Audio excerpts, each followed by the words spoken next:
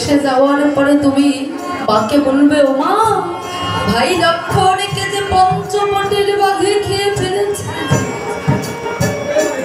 তবে দাদা, দেশে যাওয়ার পথে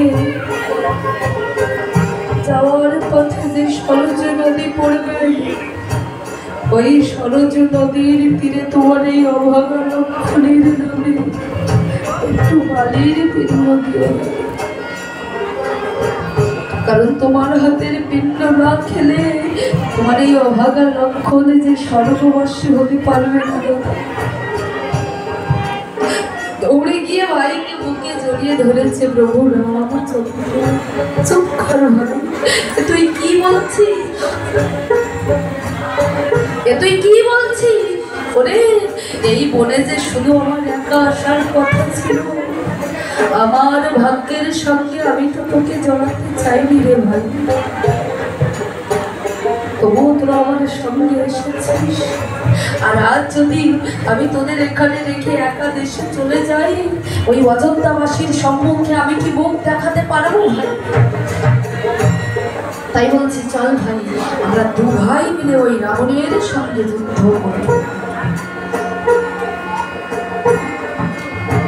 লক্ষণ বলছে, না দাদা, রাবণের পুত্র ইন্দ্রজিৎকে আমি হত্যা করেছি, তাই তার সঙ্গে যুদ্ধ শুধু আমি, তুমি শুধু আমার।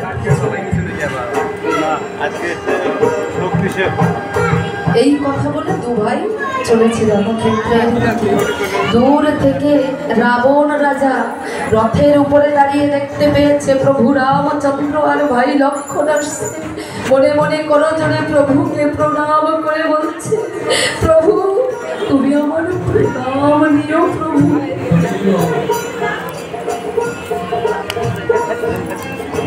তুমি আমার প্রণাম নিও। শুধু ভক্তবৃন্দ,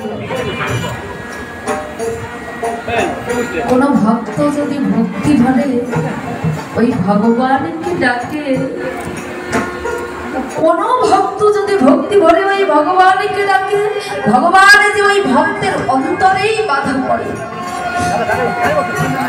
আজ রাবণেরও তাই হয়েছে,